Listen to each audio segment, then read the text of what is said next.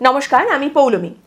আগের দিন আমরা বাজেট নিয়ে একটি পর্ব প্রস্তুত করেছিলাম, প্রকাশ করেছিলাম। সেই পর্বটা অনেকেই দেখেছেন এবং সেখানে বেশ কিছু মানুষ কিছু কমেন্ট করেছেন। সাধারণত আমি এই বিষয়টা কখনোই করিনি, কিন্তু কমেন্টগুলো পড়তে পড়তে আমার মনে হলো যে এই বিষয়টাকে অ্যাড্রেস করার দরকার রয়েছে। তো বাজেট নিয়ে আমরা যে পর্ব করেছি সেখানে একজন কমেন্ট করেছেন, সন্দীপন ভৌমিক। তিনি লিখছেন, এই বাজেটের সবটাই ঠিক, শুধু একটি জায়গা বাদ দিয়ে, সেটা হলো 33% সংরক্ষণ। এটার কোনো দরকার ছিল না, এটা বেকার যুবকদের সঙ্গে খুব অন্যায় করা হলো। আরেক জায়গায় সুপ্রিয় কুণ্ডু তিনি লিখছেন, এই বাজেটে একজন জেনারেল ছেলে যিনি চাকরি প্রার্থী তার বুকে ছুরি মারা হলো। এরপর আরেকজন কমেন্ট করছেন বাজেটের ভিডিওতে, মিস্টার রয়, তিনি লিখছেন, বাস শুধু বেকার ছেলেদের, সবকিছুই মেয়েদের জন্য। আরেকটা কমেন্ট, সরকার স্পষ্ট করে দিল ছেলেদের ভোটের প্রয়োজন সরকারের নেই। 33% রিজার্ভেশন মহিলাদের জন্য অযৌক্তিক, অমানবিক ও অসাংবিধানিক। মেয়েদের 33% সংরক্ষণের ফলে জেনারেল ছেলেদের যে চাকরি পাওয়ার রাস্তা একরকমভাবে প্রায় বন্ধ হয়ে গেল, তা নিয়ে কিছু বলুন। আমাদের জীবন তো শ্মশান হয়ে গেল, মানসিক যন্ত্রণায় যা অবস্থা, সুইসাইড করতে হবে। দিদি, আপনি কিছু বলুন আমাদের নিয়ে, আমরা ভীষণ অসহায়। এইরকম প্রায় 100টা কমেন্ট এসেছে, Facebook, Instagram, social media, YouTube সব মিলিয়ে এইরকম প্রচুর comment.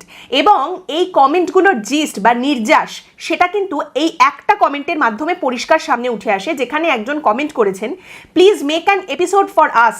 With this reservation scheme, the general male candidates have nowhere to go. If there are 100 seats, we would be competing for only 35 to 38 seats along with everyone. এবার বিষয়টা হচ্ছে, আমাদের মনে হচ্ছে এই বিষয়টাকে অ্যাড্রেস করার দরকার রয়েছে, কারণ এই বিষয়টা আমরা একেবারেই সমর্থন করি না।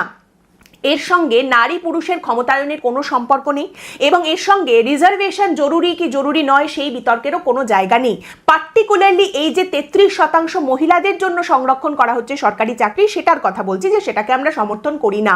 দেখুন, এমনিতে সরকারি চাকরির যে পুল সেটা খুবই সীমিত, খুব ছোট।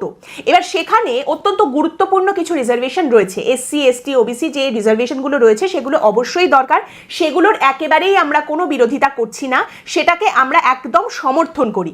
কারণ এই রিজার্ভেশনের যে জায়গাটা রয়েছে সেটা এখনো পর্যন্ত প্রচুর মানুষের কিন্তু দরকার, তাদের প্রয়োজন, এবং সেই কারণে সেটাকে আমরা সমর্থন করি। কিন্তু তার উপরে যদি আরো 33% রিজার্ভেশন চাপিয়ে দেওয়া হয় মহিলাদের জন্য, এবং সেটা 5-10% নয়, একেবারে 33% যদি চাপিয়ে দেওয়া হয়, তাহলে বলতে হয় যে এটা সরকারের কল্যাণমূলক কাজ নয়, তার থেকে বেশি এটা ভোটমূলক কাজ।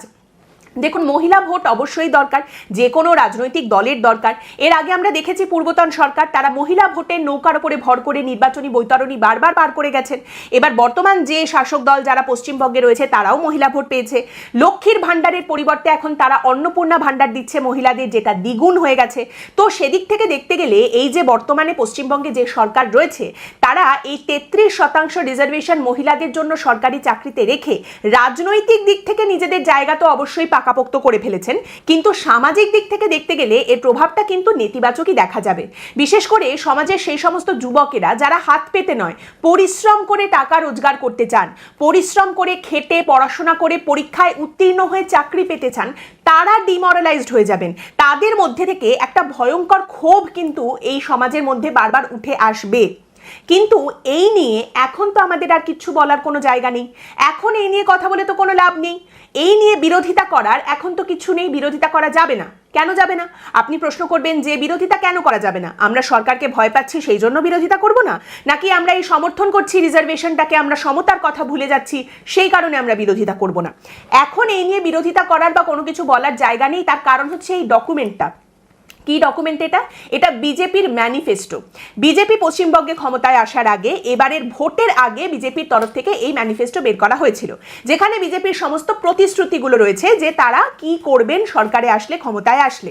এবং সেখানে বিজেপির 15টা যে সব থেকে বড় প্রমিস ছিল, সেই প্রমিসের একটাই জলজল করছে এই লেখাটা, যেখানে বলা হচ্ছে women safety and empowerment with women only police battalions, Durga Suraksha squads and 33% reservation for women in state jobs. Bold লেটার্সে বড় বড় করে লেখা রয়েছে যে বিজেপি ক্ষমতায় আসলে 33% সংরক্ষণ মহিলাদের জন্য সরকারি চাকরিতে থাকবে। আজ থেকে 2 মাস আগে, ভোটের আগে এই সংকল্পপত্র বিজেপির এই ম্যানিফেস্টো নিয়ে আমরা যখন পর্ব করেছিলাম, সেখানে এই বিষয়টা সম্পর্কে আমরা সচেতন করেছিলাম। কি বলেছিলাম শুনুন। এইবার আসি যেটা সর্বনাশের কাছাকাছি বা যেটা উন্মাদনার কাছাকাছি সেই কথায়। প্রতিশ্রুতির জায়গাতে অনেক উন্নয়নের কথাও যেমন রয়েছে, কারো সর্বনাশের কথাও রয়েছে। বিজেপির তরফ থেকে বলা হচ্ছে বিজেপি সরকার পশ্চিমবঙ্গে গঠিত হলে পশ্চিমবঙ্গে সরকারি চাকরির ক্ষেত্রে 33% রিজার্ভেশন বা সংরক্ষণ করা হবে মহিলাদের জন্য। মহিলাদের জন্য 33% সরকারি চাকরি সংরক্ষণের ব্যবস্থা করা হবে, বিজেপির সরকার সেটা করবে। দেখুন বিষয়টা হচ্ছে যে এই যে রিজার্ভেশন, এই নিয়ে অলরেডি অনেক জায়গায় নানান রকম জট পেকেছে, নানান রকম ঘোট পাকানো রয়েছে। সেখানে ভুয়ো সার্টিফিকেট বের করে রিজার্ভেশন বা সংরক্ষণে শ্রেণীভুক্ত হয়ে গেছেন কেউ, সেই নিয়ে মামলা, সেটা বাতিল হওয়া, নানা রকম কিছু চলছে। কিন্তু তারপরেও এটাও আবার অস্বীকার করার জায়গা নেই যে বাবা সাহেব আম্বেদকর যে নিরাপত্তা বলয় দিয়ে গেছেন সেটার প্রয়োজন এখনো অনেক জায়গাতে রয়েছে। কিন্তু আবার এটা নিয়ে যে একটা জট পাকানো চলছে সেটাও অস্বীকার করার কোনো জায়গা নেই। এটা নিয়ে অনেক জায়গায় মামলা, মোকদ্দমা, চিৎকার চেঁচামেচি এসবও হচ্ছে। এর মধ্যে আপনি বলছেন যে পশ্চিমবঙ্গে সরকারি চাকরির ক্ষেত্রে 33% সংরক্ষণ মহিলাদের জন্য করা হবে। আপনি বলছেন এমন একটা রাজ্যে যেখানে অলরেডি একটা সরকারি চাকরির ক্ষেত্রে ব্যাকলগ রয়েছে, অলরেডি সরকারি চাকরির ক্ষেত্রে রিক্রুটমেন্টের ক্ষেত্রে বিভিন্ন জায়গায় জট পাকানো রয়েছে, সেই ঘোট আরও পেকে যাবে এই সংরক্ষণের বিষয়টা সামনে রাখতে গেলে। এবং সেখানে আপনাকে এই ব্যাকলগ ক্লিয়ার করতে হবে, রিক্রুটমেন্ট করতে হবে, তার সঙ্গে আপনি বলছেন সংরক্ষণ করবেন। তারপরেও যদি শুধুমাত্র এই সংরক্ষণের বিষয়টা সামনে থাকতো তাহলেও এতটা সমস্যা হতো না। কিন্তু তার সঙ্গে মহিলাদের ভাতার কথা আপনি বলছেন, সব মহিলাদের ভাতা দেওয়া হবে। তারপর বলা হচ্ছে 5 বছরের একটা বয়সের ছাড় দেওয়া হবে। তার সঙ্গে আপনি বলছেন 33% সংরক্ষণের কথা সামনে রাখা হবে। এই একসঙ্গে এই সবটা করতে যাওয়া is a recipe for disaster. সেক্ষেত্রে পশ্চিমবঙ্গের বেকার যুবক যারা রয়েছেন তাদের ক্ষোভ কিন্তু একটা মাত্রাতিরিক্ত জায়গায় পৌঁছে যেতে পারে এবং এর মাধ্যমে একটা সর্বনাশ হতে পারে। এই যে জট অলরেডি পেকে রয়েছে সেটা কিন্তু আরও পাকিয়ে যেতে পারে। জট ছাড়ানোর জায়গায় সমস্যাটা আরও কিন্তু গাড়িয়ে যেতে পারে। এই পর্বটা যখন আমরা করেছিলাম অনেকেই প্রশংসা করেছিলেন, আবার অনেকেই আঙুল তুলেছিলেন আমাদের দিকে যে আমরা ভুল বলছি। দেখুন বিষয়টা হচ্ছে যে এই বিষয়টা নিয়ে আমরা যে পর্বটা ভোটের আগে করেছিলাম, বিজেপির ম্যানিফেস্টো নিয়ে যে পর্বটা করেছিলাম, সেখানে পর্বটার আমরা নামই রেখেছিলাম, থাম্বনেলে লেখা ছিল সাবাস থেকে সর্বনাশ। বিজেপির এমন কিছু প্রতিশ্রুতি রয়েছে ম্যানিফেস্টোতে যেগুলো কুর্নিশ করার মতো, যেগুলো অত্যন্ত ভালো, যেগুলো হলে সমাজের খুব ভালো হবে। আর কিছু এর মধ্যে জায়গা রয়েছে, কিছু প্রতিশ্রুতি রয়েছে যেগুলো কিন্তু সমাজের সর্বনাশ ডেকে আনতে পারে। সেই নিয়ে সচেতন করে আমরা সেই পর্বটি তৈরি করেছিলাম এবং সেখানে বেশ কিছু কমেন্ট আমি আপনাদের সামনে আরেকবার একটু তুলে ধরছি।